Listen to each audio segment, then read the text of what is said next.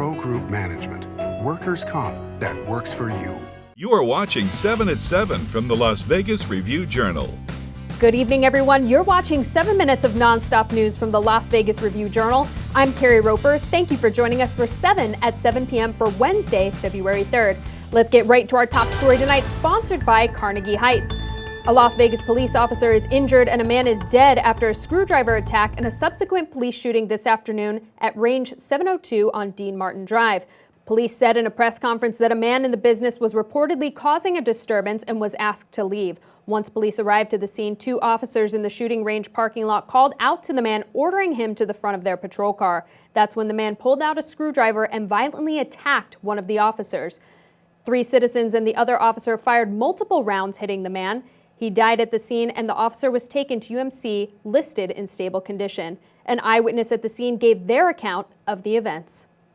And my maintenance supervisor was with me. He heard the gunshots. When I came out, I did see police officers giving CPR to the victim. So that's what I saw. Lawmakers are looking to rename McCarran International Airport after former Senator Harry Reid. The airport is currently named for former Senator Pat McCarran, who Senator Tick Segerblum described, quote, doesn't represent the diversity of the community. The Review-Journal's Shea Johnson has more. So this is an effort that's been kicked around for years by Democrats in Nevada, even before 2017 when it stalled in Carson City. What's really spurred this most recent effort is last summer, the Democratic members of Nevada's congressional delegation had authored a letter to Governor Steve Sisolak and state lawmakers urging them to reconsider. The 66-year-old man accused of fatally shooting a Nevada Highway Patrol sergeant in March pleaded not guilty this morning in the capital murder case. Renee Summerera has more. Renee?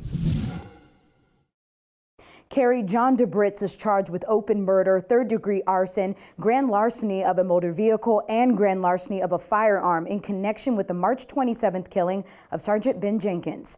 His arraignment was in White Pine County District Court today via video conference, where he pled not guilty by reason of insanity. RJ crime reporter Rio Lakanlali has been following the story since the beginning and tells us her take of today's plea. And this is a capital murder case, so if after the trial he's convicted of murder, he could be sentenced to death. And the prosecutor in this case, just in November, told me he does still plan to seek the death penalty in this case. For more on this story, including body cam video of the incident, log on to lvrj.com. Carrie?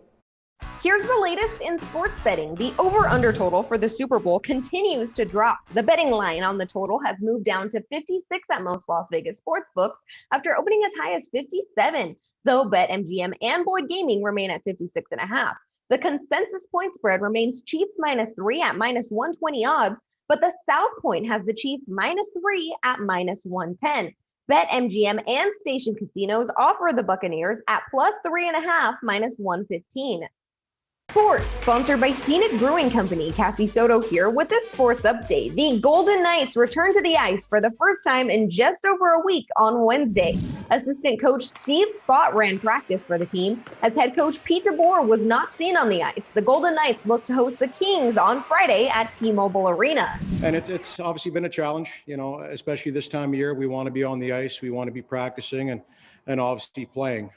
So there's been a level of frustration, but we understand the cards that we've been dealt. We've got through that now, and it was a good day to get back on the ice for a lot of reasons. I think guys have been chomping at the bit, so it was a good practice, and I know guys are excited for Friday night. With the Golden Knights off to a solid start this season, one member of the team is making moves in the real estate market. Review-Journal's Eli Siegel has the details. Golden Knights player Jonathan Marchessault has made some moves in the housing market here in Las Vegas. He sold his home in Summerlin over by the JW Marriott Hotel for $3.4 million in late January, and then 2 days later closed a purchase of a home in the same subdivision. Now it's time for your weather, sponsored by Michael Gaughan's South Point Hotel, Casino, and Spa. And it's been a windy Wednesday with advisories in effect for gusts up to 60 miles per hour near Red Rock Canyon. The high today in the upper 60s, well above average for this time of year. The temperatures will drop, though, into the mid-40s overnight. Then looking ahead to the rest of the week, the cool down will stay tomorrow, but will kick back up to the mid-60s in time for the weekend with lows in the 40s.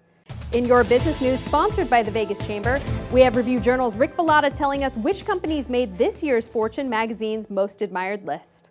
Well, named to this year's list were Las Vegas Sands Corporation, which operates the Venetian and the Palazzo here in Las Vegas.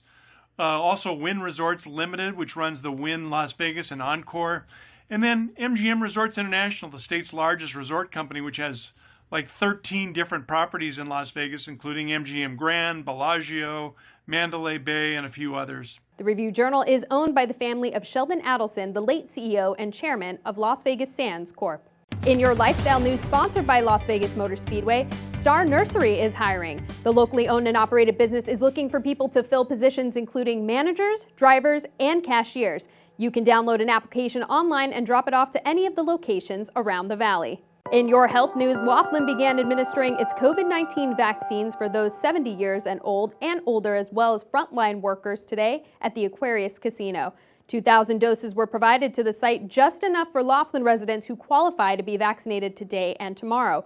Appointments can be made at the Southern Nevada Health District website. Now it's time for your entertainment news. Chef James Tree's new restaurant in Tivoli Village, Al Solito Pasto, is officially open.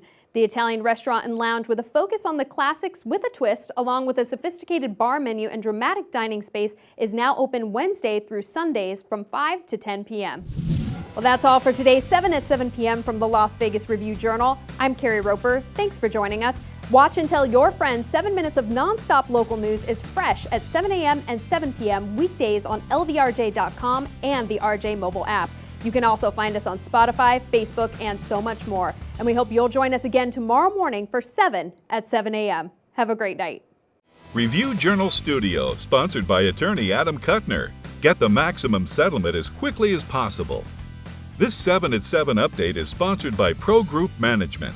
You are watching 7 at 7 from the Las Vegas Review Journal.